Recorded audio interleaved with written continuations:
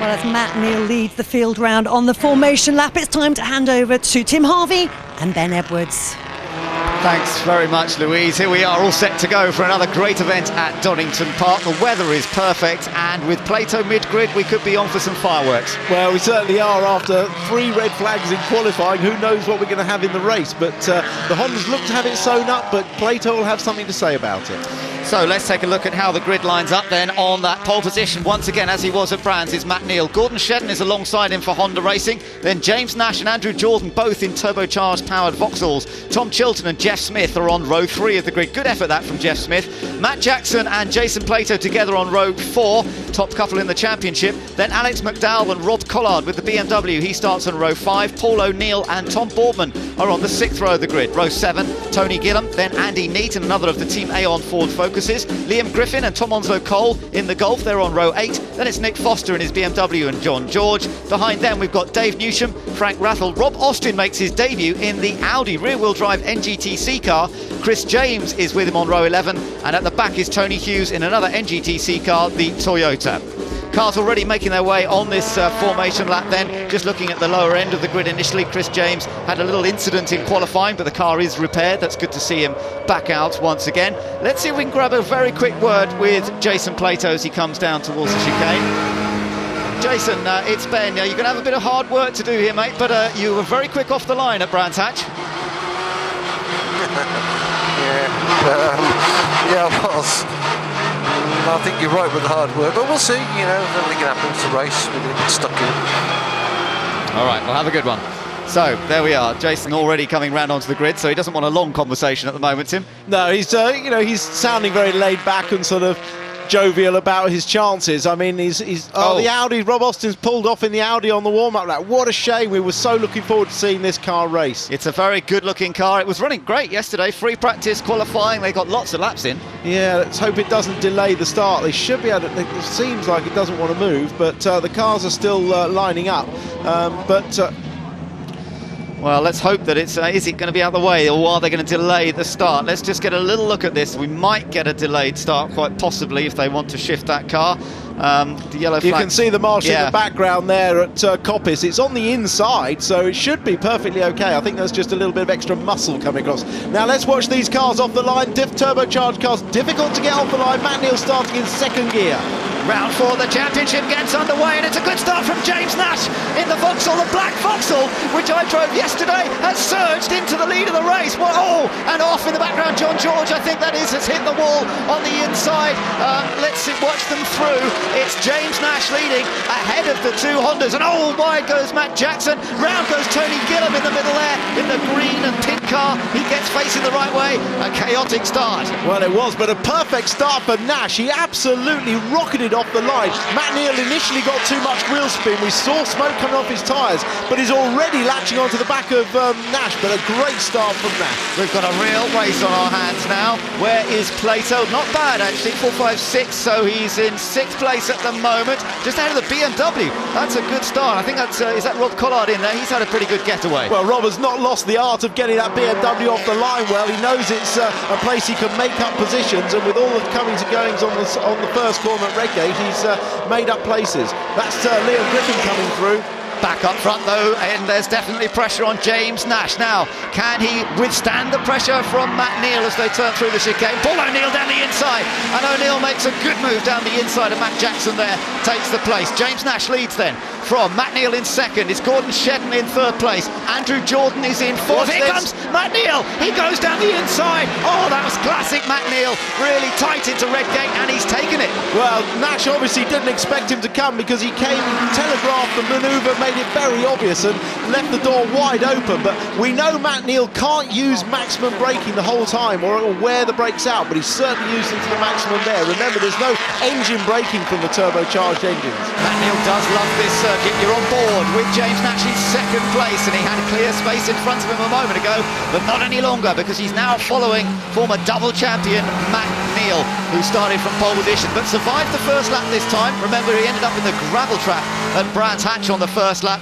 So things are already going a bit better here for Matt Neal. Yeah, the Vauxhall of Nash looking very good mid-corner, carrying very good mid-corner speed. The Honda seems to have the legs. Watch Matt Neal smoking the tyres there. Nash straight through between the two Honda racing cars. Collard with a good start. Further back, just a bit of contact there. That was John George just moving across the front of one of the BMWs. Yeah, there was sort of a bit of ricochet. I think it was Dave Newsham. Newsham had a good start, tried to go down the middle. Yeah, look, it was a sort of sandwich effect. Yeah, it was, and then there was a final little touch, and that was the one that tipped George off. Yeah, it's a shame. That's one of those things. So now James Nash in the black and silver Vauxhall has got pressure from the other Honda. Look how Matt Neal has escaped over one lap, and now Nash nearly loses it through the Craner curves. He just clipped that curb a little bit too hard there, and it lifted the inside front wheel and gave him a big moment. Look at Andrew Jordan's got taken advantage to get a run on Shedden. Yeah, Jordan trying to go all the way around the outside. That's a brave place, but it'll give him the inside line into McLean's, and he's done it. So he now moves up into third place. Shedden, who was on the attack for second, suddenly finds himself in fourth, and behind them Tom Chilton is chasing them, and Jason Plato is in sixth place. Yeah, Plato's made the most of the first lap, but he can't do much more. He needs to rely on this lot scrapping amongst themselves, which so far they're doing, apart from Matt Neal, who's stretched it away. I expect he just wanted to put some distance between him and Nash, and he'll try and manage that gap now and keep it at around a second if he can. Has Shedden got a problem? Because suddenly he's dropped back into the clutches of Tom Chilton as well now. So Chilton's really putting an attack. Behind them you've got Plato and Collard, but it's Chilton who's looking the most racy here. Yeah, it may have just been some dirt on his tyres from moving offline temporarily, but we'll see if he can regroup and get going again. But you can see now there's a much longer run down to Redgate from the chicane, so any mistake at the chicane leaves the door open for someone to pass at Redgate. Redgate is now the best passing place on the circuit. Looking back here from Gordon Shedden at Tom Chilton's Ford Focus, the new shape Ford Focus, the global Focus, and Chilton had a reasonable start to his campaign with a third place finish in race one at Brands, but the second two races weren't quite so strong. They've still got a little bit of development work to do on the new car. Lovely view of it though, as you see the front end of that Focus closing up to the back of the Honda just briefly, but very evenly matched up the hill and into Coppice. Yeah, not monstering the curbs as much as some of the drivers. Tom being actually quite neat and tidy. The team benefiting from a day's testing at Pembrey this week, where they did an exhaustive amount of damper work. So the leaders down through the chicane, and Matt Neal's already opened up a bit more of a gap. You're watching Gordon Shedden there, second and third, and this is an interesting rivalry because the two cars are identical but run by different teams. Andrew Jordan in the Pertec car is putting James Nash under some pressure here. He's having a look down into Redgate. Oh, he's there, down the inside. James Nash left the door open, and Andrew Jordan's taken second place. Yeah, that's twice now Nash has been caught napping there. He obviously thinks he's braking as late as possible, but it's not late enough. You can slide up the inside and just stop the car and block the car you're passing from getting back at you, which is what's happened twice to him now. Lucky view from on board James Nash's car. He clips the inside curve, then under the bridge, up through the left-hander, and now up towards McLean's, but he's dropped back. He's not going to be in a place to attack again. And these two youngsters in very similar cars but run by different teams, there is going to be a great rivalry between them, I'm sure, throughout the season. But Nash at the moment, what's going on here? No, this is Smith battling with McDowell. McDowell is battling with the white Vauxhall. That white Vauxhall is Jordan's teammate, and they're still side by side, and he's got it back, but now McDowell will cut through. Yeah, great side-by-side racing from these two, and no contact at all, but they really are having a good battle. And now, of course, McDowell will have to defend down the straight because the Vauxhall is a bit quicker on top speed, and lurking up behind him, Onslow Cole in the VW. There, that's encouraging. Oh, and third, Nash has lost third now. He's back to fourth because Gordon Shedden in another 52 Honda has taken another place. So Nash, struggling, made a really good start. He was fast in qualifying, but now he's dropping down the order. Yeah, maybe he's set his car up a little bit too aggressively and didn't want to give up any of that qualifying speed to compromise for the race setup. Yeah, but he clearly made a mistake there at the chicane because, as I said, that long drag down the Redgate down, Shedden was able to just drive past and capitalise on a mistake. Yeah, early in the race you would think for anything to be sort of going off yet, but what are we on? Lap 6 out of 16. So plenty of time to go. Matt Neal has been caught a little bit by Andrew Jordan. Yeah, Andrew Jordan half a second quicker on the last lap. And I mean, Jordan had a seriously compromised practice session. He had a shock absorber go down on the car in practice too. They didn't find it till late. He then kept hitting the red flags, and he didn't put his lap time in qualifying. Oh! Collard going wide, and Jackson's got a chance to get him here. This is for 7th place. Matt Jackson in the airways forward is going to take that because he's got good horsepower, but a little mistake from Collard left the door open. Yeah, just going back to Andrew Jordan, he was my tip for pole, but the compromised qualifying session meant he only got his lap in at the end. But he has more experience than anybody about making the tyres last on this turbocharged car. He spent a lot of time last year working on it as Boardman looks up the inside, doesn't quite get there. No, he's looking racy though, Tom Boardman. Didn't qualify quite where he hoped. There is Andrew Jordan, then in second. The gap between him and Matt Neal, 0.8 of a second as they came across the line. Shedden is in third in the other Honda, then the Vauxhall of James Nash, then Tom Chilton. But it is this race up front we're keeping an eye on. Andrew Jordan, as you say, now with a car that's working well. Interestingly, they borrowed some dampers for that number 77 Pertec car from rival team 888. It's nice to know that the rival teams can still help one another. Well, that is really good to hear, isn't it? Some old-fashioned camaraderie in the paddock. But I mean, Jordan took another 1/10 and a half off the leader there, and the quickest of the top 3 was Shedden. So it shows the Honda has got pace. I believe Matt Neal is really trying to just manage this race, manage his tyres, manage his brakes, and as I said prior to the race, win in the slowest possible time. But if he's not careful, he will be under pressure. Yeah, that's right. Let's see back. There's James Nash still with Tom Chilton chasing him down, and that the Ford Focus still being developed, of course. First year for the new car, and then you've got the other car, the red coloured car, coming into shot now of Matt Jackson behind Plato, and Collard is battling with Boardman. Boardman down the outside in the black Seat, but Collard has the protective line on the inside, and for the moment Boardman isn't able to get past. Behind them both, by the way, it is Paul O'Neill in 10th, McDowell is in 11th, Jeff Smith in 12th, and Tom Onslow Cole in the Golf is in 13th ahead of Nick Foster and Frank Rathel in the NGTC Toyota. You know, Tom Boardman had that incident with Chris James in practice, and that compromised his qualifying, but he's certainly enjoying this lay-on with the turbocharged engine now. Yeah, looking good, isn't it? And it's always been, as you said before, Tim, it's a great handling chassis. Now it's got the power to go with it. He can be a threat at various different circuits, but right now Collard just seems to have enough with that BMW, which of course the tyres won't be going off on. That's Tony Hughes, I'm afraid, into the pit lane in his Toyota. Yeah, that's a shame. That is another one of the NGT new generation touring cars in complete a Toyota Avensis, but having some teething problems still with that car. Yeah, and the Toyota body shell built just a few miles down the road from this Donington Park circuit, so I think there are some Toyota people, Toyota workers here this weekend, hopefully enjoying some sunshine and some great racing, as Tom Boardman once again is forced to go to the outside. Now, you can go around the outside here, but Collard's late on the brakes. You can see it weaving under braking. That's how late he braked, but it was enough.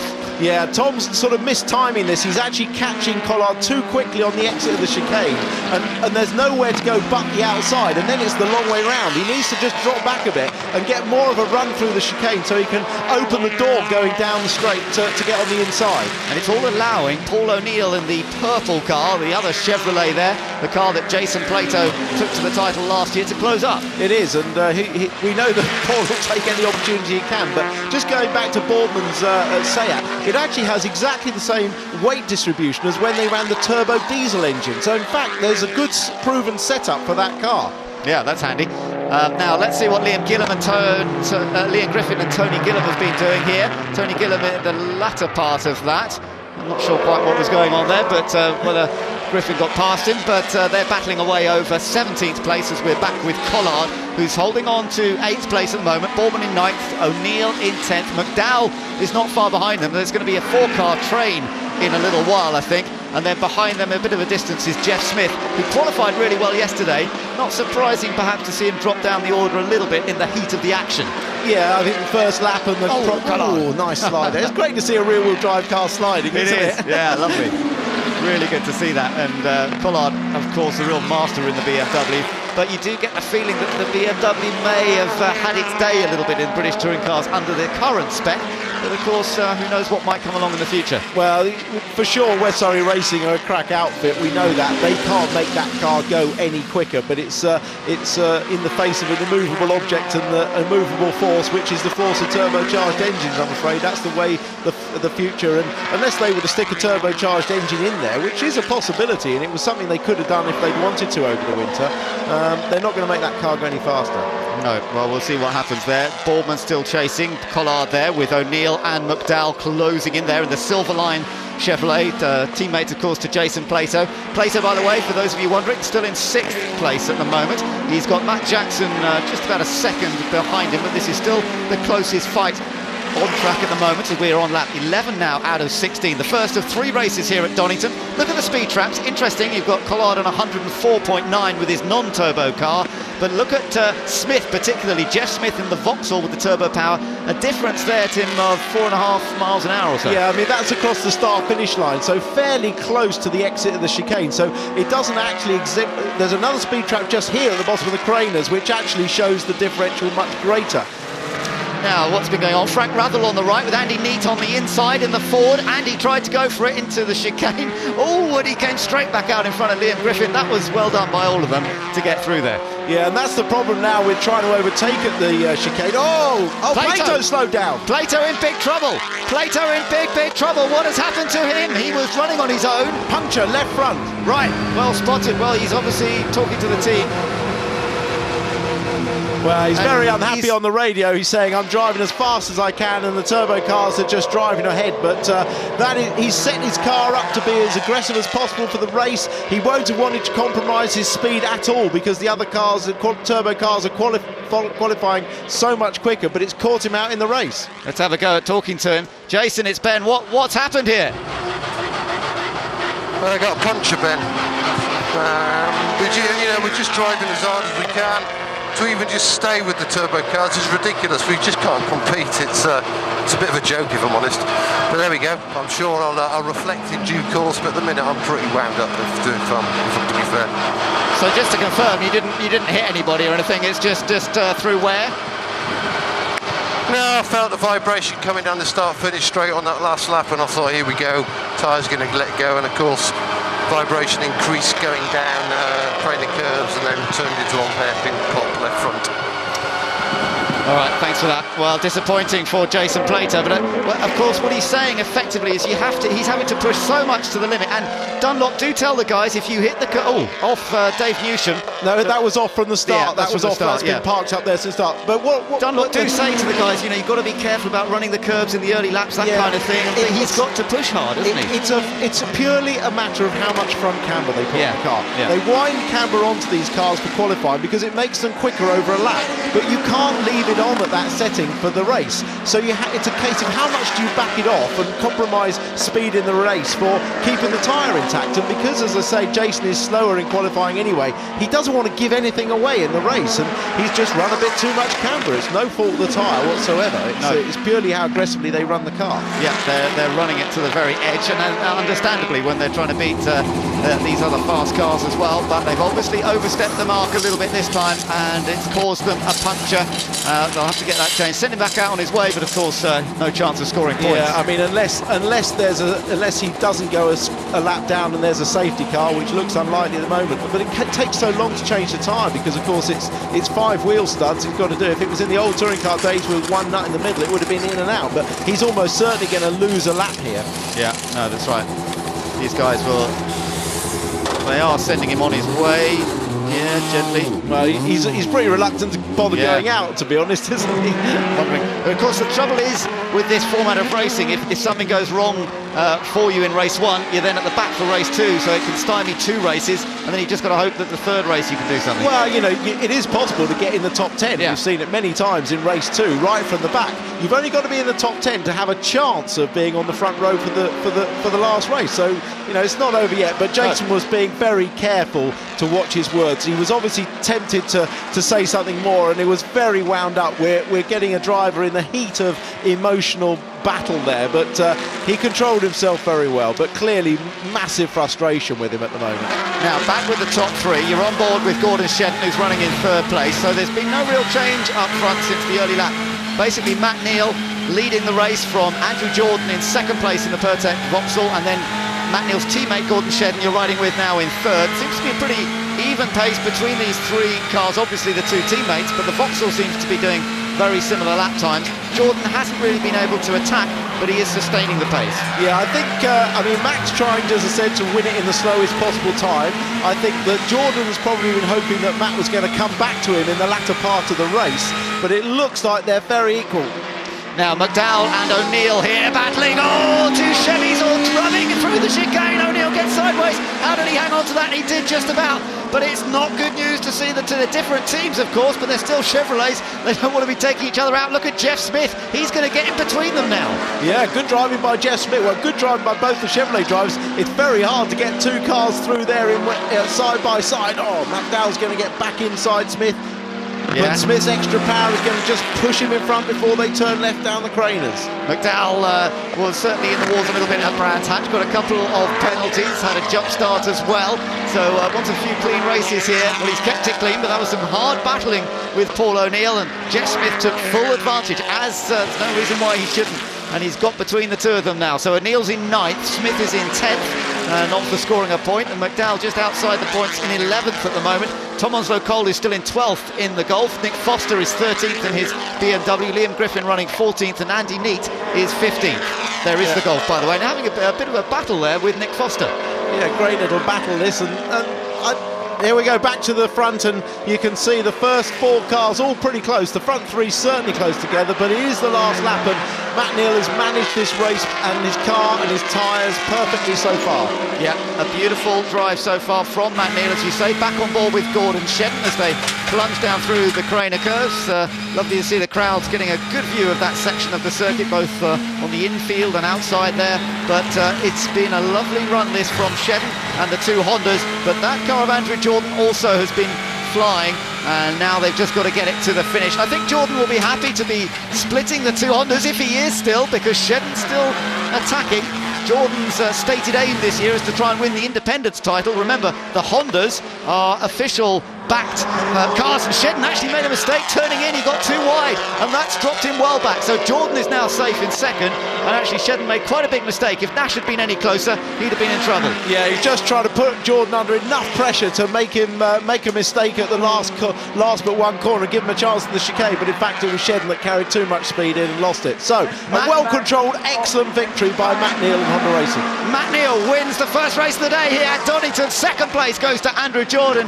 Gordon Shedden finishes in 3rd. Nash finishes in 4th. Let's watch them across the line. Chilton took 5th. Matt Jackson takes 6th place. Rob Collard 7th.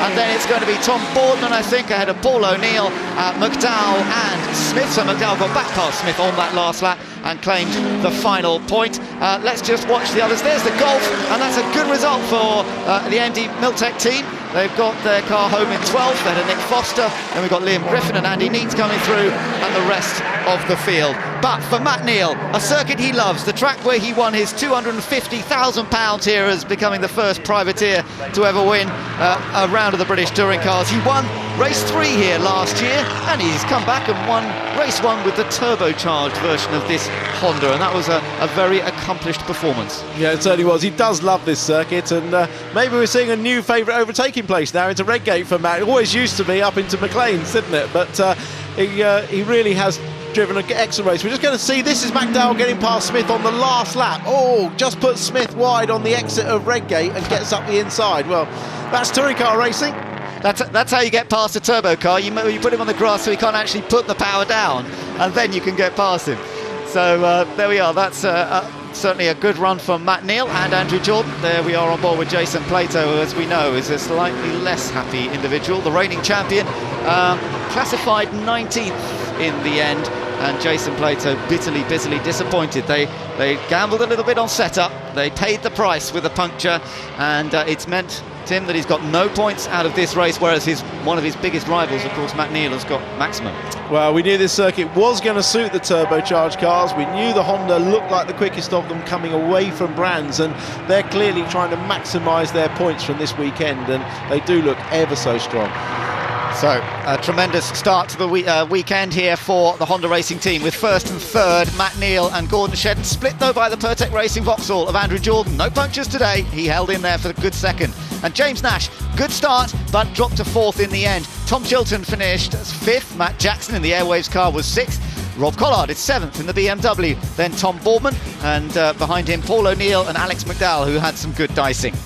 11th place went to Jeff Smith. Thomas O'Cole was 12th in the Golf. Nick Foster, then Liam Griffin in the second Airwaves car. Andy Neate was 15th. Tony Gillam only 16th this time, ahead of Frank Rathel, Chris James, and of course Jason Plato and Tony Hughes.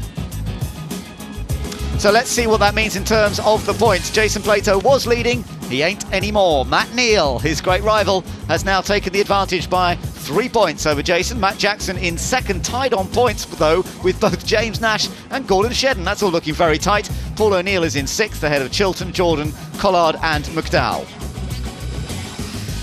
So an entertaining first race. James Nash got a great start, made that initial running, couldn't quite sustain the pace of the Hondas in particular, but still come home with fourth place, and perhaps they can find something that works better on a race set up for the next race. Yeah, and a competitive fourth place, because he was only 2 seconds behind the winner at the end, so he maintained his pace very well. He just got a little bit outfoxed at the start, but as you say, some setup changes for race 2 might help that, but still a very impressive performance by the youngster.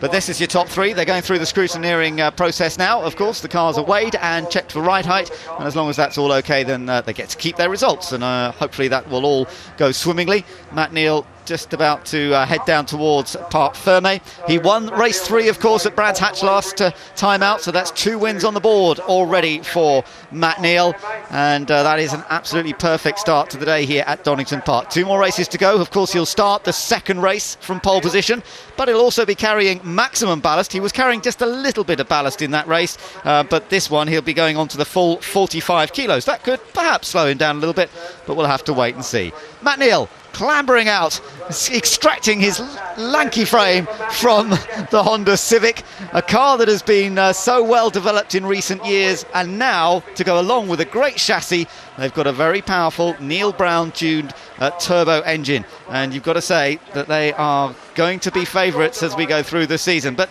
let's get down to Parc Ferme and get some reaction from Matt. Yeah, great response from the Honda team down here to that victory from Matt Neal. Matt, that's the way to start the weekend, isn't it? Certainly a lot better start than Brands was a few weeks ago.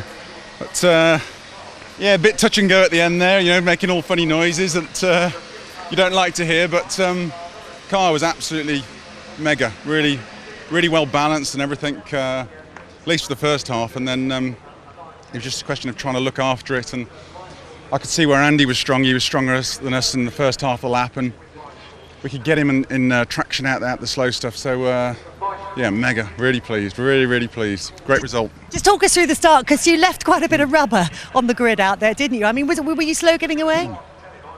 Well, I had a problem with my clutch in the shakedown where it went west, and so I didn't really manage to practice anything, and they're not easy to get off the line, these things, at the best of times, and so I'd had a bit of a practice start when we pulled away on the green flag lap, and that went horribly wrong. So I saw this flash come past me, and I thought it was Gordon, and it wasn't. It was James. So yeah, then James just seemed slow in the braking, but he got good pace everywhere else, and so yeah, I was glad to see clear air in front of me. You mentioned a few strange noises from the car in the second half of the race. How much of a concern was it? Because Andrew was closing up pretty fast on you, wasn't he? Well, we do give our tyres and our brakes an incredibly hard time, but they all hung on. But you know, you're getting vibrations through the steering, and you're getting all the noises that they could let go, but they didn't. They all hung on brilliantly. Any changes you're going to make to the car for the next race, or are you quite happy with it? Maybe a few little things, just try and get the balance there, but new tyres, just fettle brakes, and send it. Then jobs are good. Well, well done for that victory. And let's go over to Simon. I think he's got our other podium finishers. And you look absolutely delighted when you got out of the car. Clearly it was hard work out there, but you must be, after seeing you during qualifying when the car was still being put back together, I would suppose you would have expected this. No, well, we knew the pace was there. It was just a case of stringing it together, looking after the tyres, and also the brakes as well. You know, everyone's saying about the turbos with the tyres. The brakes are a big issue as well. So we're braking at the start of the race a lot earlier than we need to be, so we can manage it throughout the race. But with about 4 laps to go, I came on and said there's a vibration, and I was thinking back to Brand, like, no. I could see Matt was struggling, and it was one of those. I probably could have pushed a bit harder, but I didn't want to. I wanted to get a second and keep that tyre in. So great job by all my guys at Pertec Racing. They've done a spot-on job, and it's good to get a result to thank them. So do you think the issue with the tyres, and we saw Jason Plato have a puncture in that, you wouldn't have probably been aware of that from where you were, but is that the teams are working maybe the cambers a lot harder? Is that perhaps the issue? Because clearly the construction of tyres is good for Dunlop. Oh, the tyre is very good, but actually when I walked around the circuit last night, there's lots of bits of flint and gravel all over the circuit, and me and my dad were frantically trying to kick them all off because that could be a puncture right there. So it's everyone's going to try and push the setups as much as possible, but the track is very, very dirty, and obviously the curb cutting, as I know very well from brands, can cost. So it's just trying to do a really clean race. And my engineer Carl this morning had some great news. He was had to shoot off, so thoughts are with him. So. Yeah, okay. Well, obviously a difficult time, but you've done a great job. I'm sure they're going to be very, very proud. I'll let you go and talk to the team now and have a good one for the next one. Another man that's could have been pleased after, again, a dramatic qualifying session yesterday. You seem to have drama at the moment this season, Gordon, but still being able to get some results out of things. Yeah, I kind of expected maybe a little bit more from that race, if I'm honest. Just didn't quite go to plan, just wrong place, wrong time in the first few laps. It dropped me back to fourth, and I had to work ever so hard to get back to third, But I don't know, hopefully a few things we can work on and try and make it a little bit better for race 2. It's great to get 2 Hondas on the podium, but would have liked to have finished a little bit higher up, I've got to say. As interesting, just talking to Andrew Jordan there, he made a comment that a lot of people have made about the brakes on the turbo cars. It can be a bit inconsistent throughout the race. And obviously, in the kind of battle that you were having, as opposed to the relatively calm time Matt was having up front, you probably won't be too aware, but he'd pretty much gone. Does that factor even more so when we've got that situation to cope with? Yeah, and it's about trying to play the long game and get to the end. We've got to obviously look after the tyres a lot more. Donington is notoriously hard on brakes. It was hard with the normally aspirated car last year, but it's twice as hard this year. So yeah, you really got to try and play it over 16 laps and try and manage your pace, and obviously make sure you get to the end. That's the most important thing. Now, a lot of people are having some dramas with various things. With Andrew Jordan, of course, having punched at brands. We've seen Plato have one in the race today. So it seems to be a bit of an issue in terms of how either people are attacking curbs or maybe running cambers and casts and things like that. In testing, there seem to be some different ways of going about things. Is there a completely different setup for the race, or is it just an evolution? Yeah, I think more so at the moment we've got to really manage that tyre, But it's, I don't know, people talk about cambers and things, but it's bizarre. That Vauxhall looks like it's got like 8 degrees of camber on it, so I don't know. There's obviously 2 trains of thoughts there as well, but yeah, our car was good. It was really consistent all the way through, which was excellent. We just need to find a little bit more kind of overall performance, really. And obviously it seems a lot warmer today than it was yesterday. Is that a factor for you in terms of the way the car works with the turbos? Yeah, absolutely. The warmer it gets, the less power we get. That's pretty obvious. But then obviously the harder it works the brakes, the harder it works the tyres. So it's a bit of a, when the temperature gets up, it kind of affects everything really. So, we'll tweak it. I'm sure we'll come up with something, hopefully positive for race 2, and attack from there. And we're going to get a chance, obviously, to see you in action in just a moment. But I know you had a drama in qualifying with the suspension. What exactly was the problem? It was just a problem with the lower part of the suspension. Probably. Yeah, just one of those things. So obviously glad it happened yesterday. It didn't end up costing me anything. Still started from the front row, and obviously it's all hung together perfectly today. So going for a good run in the next one. Thanks for talking to us, Gordon. Enjoy the rest of the weekend. Perfect, thanks. We're going to get a chance now to take a very short break here on ITV4. Back with more action in just a few moments.